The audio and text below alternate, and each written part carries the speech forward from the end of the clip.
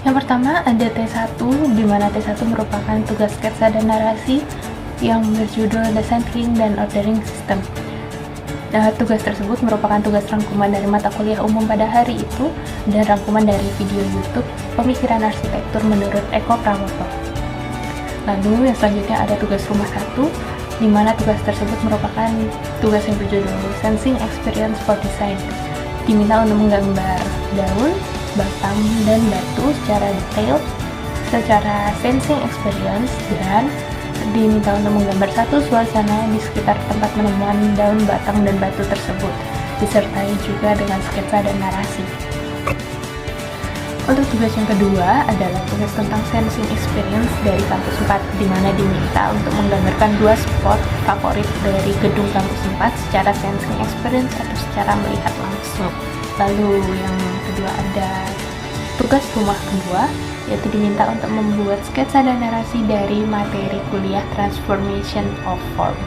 Untuk tugas ketiga merupakan tugas dari materi Composition Principle Form, di mana diminta untuk membuat sketsa dan narasi dari materi Composition Principle Form, lalu membuat gambar daun, batang, dan batu seperti yang pada tugas rumah 2, namun diberi warna dan diberi keterangan yang berkaitan dengan Composition Principle Form. Untuk tugas yang keempat merupakan tugas tentang Transformation of Form, di mana diminta untuk menggambar 2 benda yang memiliki bentuk yang tidak sederhana, lalu diteliti lebih lanjut atau dideskripsikan lebih lanjut tentang operasi bentuk, organisasi bentuk, dan benturan pada objek dari benda tersebut.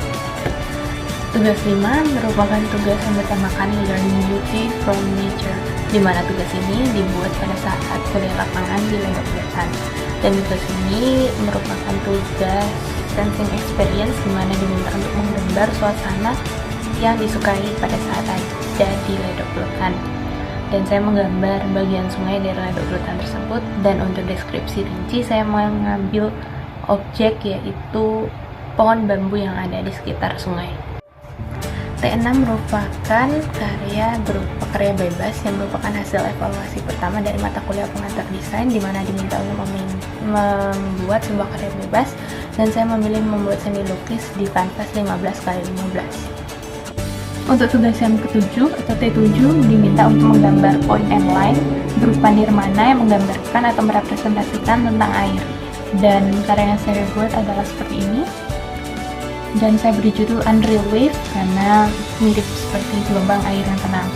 Lalu pada lembar kedua juga ada sketsa dan narasi tentang gambar tersebut. Untuk tugas 8 atau T8 masih berkaitan tentang point and line. Namun pada tugas ini diminta untuk membuat sebuah karya 3D tentang point and line, yaitu berupa string art. Dan gambar yang saya buat dengan string artnya adalah bunga seperti ini, disertai juga dengan sketsa dan narasi dari string art tersebut. Hari ini ada tugas 9 atau T9 adalah tugas yang berjudul komposisi bentuk 2 dimensi warna, di mana diminta untuk menggambarkan sebuah nirmana yang berwarna namun menggunakan ketentuan warna yang sudah ditentukan, yaitu analogus dari color wheel, dan warna yang saya gunakan adalah ungu tua, biru tua, dan biru muda seperti ini, disertai juga dengan sketsa dan narasi dari gambar tersebut.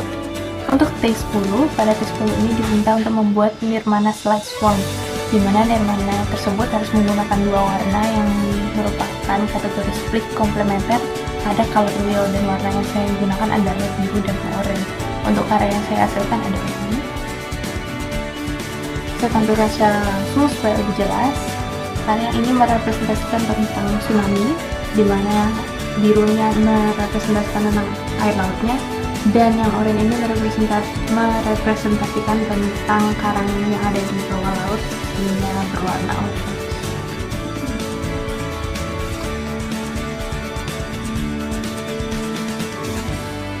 Dalam mata kuliah pengantar desain diajarkan hal-hal yang dasar atau hal-hal yang harus diperhatikan untuk membuat sebuah seni tidak hanya indah namun juga dapat dilihat dengan baik oleh orang dan diresapi maknanya, sehingga dapat menghasilkan karya yang rapi dan mampu dinikmati oleh orang lain, bukan hanya dinikmati oleh seniman. Merancang menurut saya adalah kegiatan menyusun suatu hal secara runtut, teliti, dan rapi sesuai dengan ketentuan-ketentuan dan ide-ide yang ada di dalam pikiran, disertai juga dengan kreativitas yang tinggi agar dapat mendukung keindahan hasil rancangan tersebut.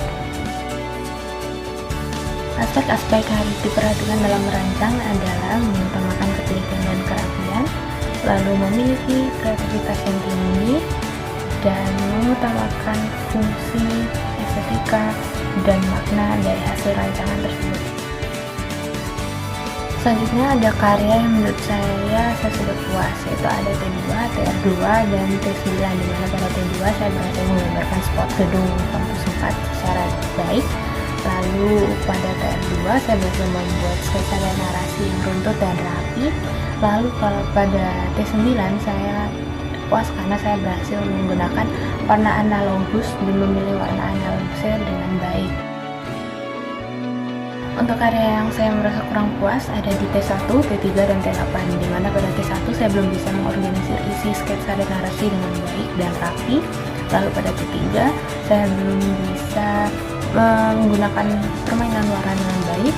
Lalu untuk T8 saya merasa kurang puas karena saya belum bisa mengoptimalkan penggunaan jenis pakunya sehingga string saya terlihat monoton.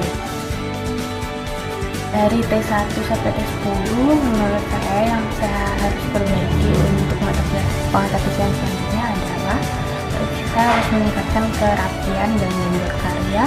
Lalu saya juga harus lebih mengeksplor ide-ide dan kreativitas yang ada dalam diri saya.